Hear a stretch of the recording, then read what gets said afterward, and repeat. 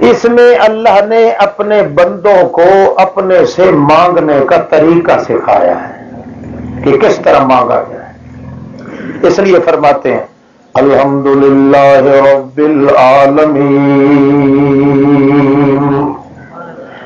تمام صفات کارسازی للہ مختص للہ رب العالمین.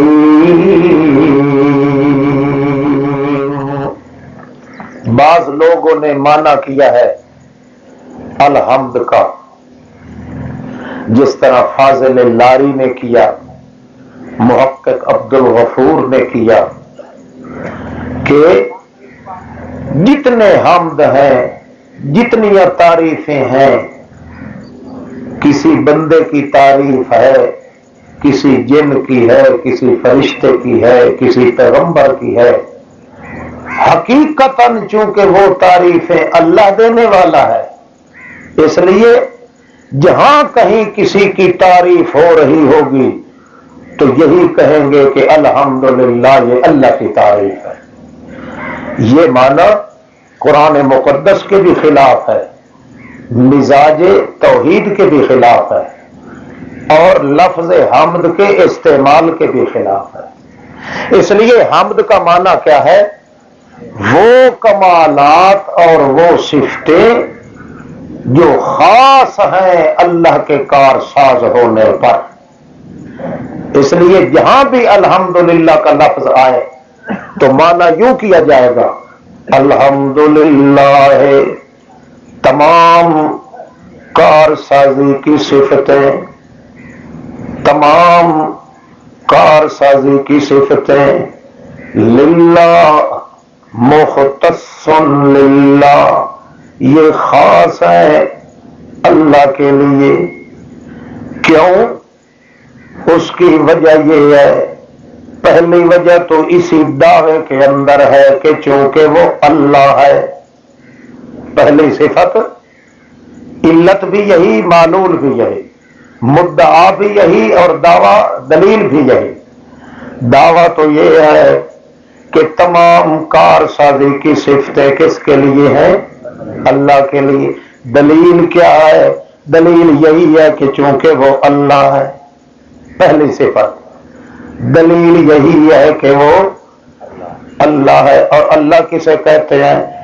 ہوا ذات جامع لجمیع صفات الکمال. ہوا ذات جامع لجمیع صفات الکمال. وہ ذات ہے جس میں تمام کمال کی صفتیں موجود ہوں. المستجمع لجمیع صفات الکمال. اس لیے چونکہ تمام کمال کی صفتیں اللہ میں موجود ہیں، یہی وجہ ہے کہ الحمد بھی اسی اللہ کے لیے اور کسی کے لیے نہیں. اللہ کا لفظ جو ہے یہ صفت مشہورہ پر بولا جاتا ہے، خالقیت.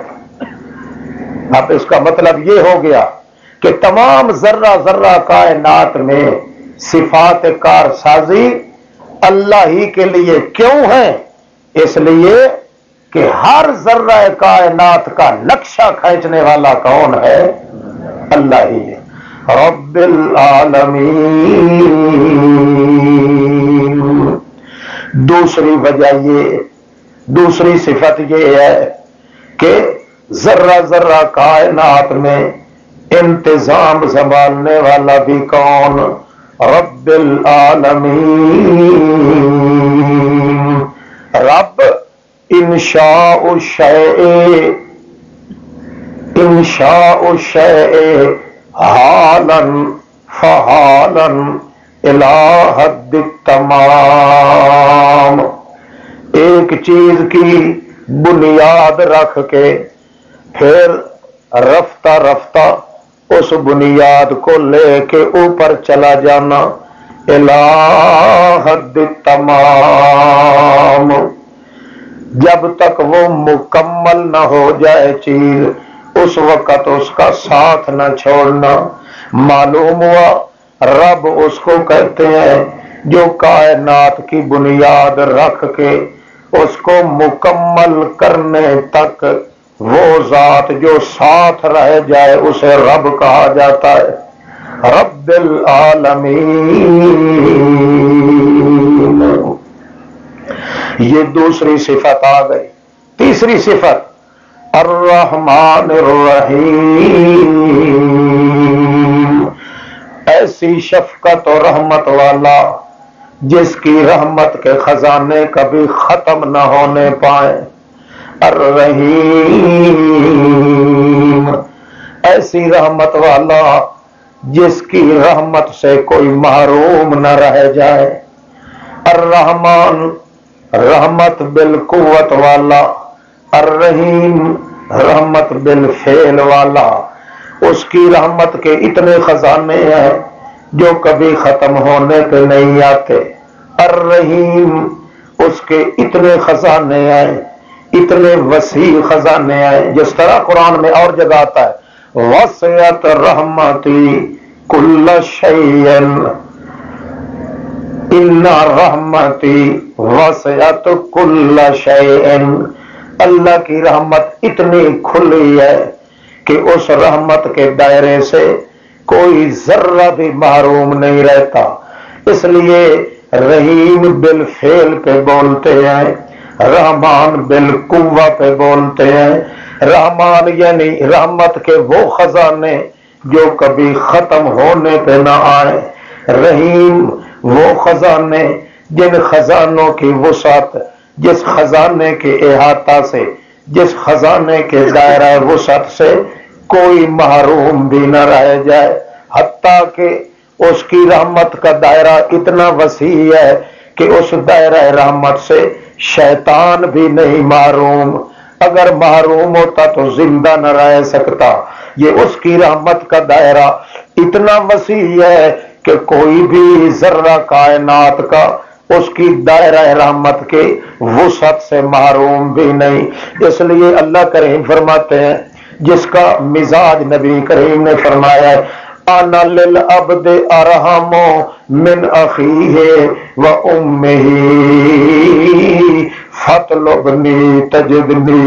او بندے، میری رحمت اتنی بے پایا ہے کہ تو جتنا بھی میری نافرمانی کر کے آئے پھر بھی میری رحمت کے دائرے سے تو باہر نہیں جاتا۔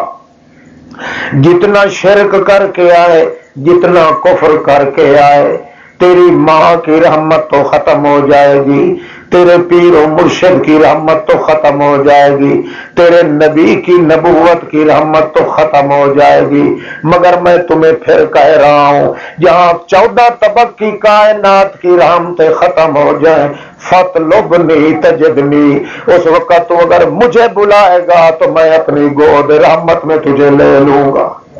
الرحمن الرحیم، مگر میری رحمت پہ نازاں ہو کے میرے قہر سے بے خوف نہ ہو جانا، میری رحمت پہ تکیہ اور بھروسہ کر کے میری حدوں کو نہ توڑنے شروع کر دینا، میری رحمت کے بھروسے پہ مجھ سے بے ڈر نہ ہو جانا۔ کیوں؟ مالک یوم الدین، وہ دن بھی آنے والا ہے جس دن میں ایک پائی پائی رتی رتی کا حساب لینے والا ہوں گا۔ جس طرح شہنشاہیت دنیا میں صرف میری ہے، اسی طرح مالکیت کے تخت پہ میں خود ہوں گا دن قیامت کے، جس دن میں کہوں گا لمن الملک اليوم۔ آج کوئی ہے شاہی گداہی نہ کرتے بھی دیکھا، آج کوئی ہے دنیا میں جو شاہی یا گدائی کے درمیان ہو کے آئے۔ دنیا کے اندر تو بادشاہ بھی ہوتے تھے، دنیا کے اندر تو نواب بھی ہوتے تھے، دنیا کے اندر تو اپنی ہڑتل مچانے والے بھی ہوتے تھے۔ لمن الملک اليوم، آج ہے کوئی ایک رتی کا مالک، الملک اپنے وجود کے ایک بال کے بن کا مالک، اگر ہے کوئی تو نکلے میدان میں، فَلْيُطْلِعْ لَنَا كَرْنَهُ، اپنی سینگ نکالے اگر کوئی طاقت رکھتا ہے تو۔ 40 سال تک یہ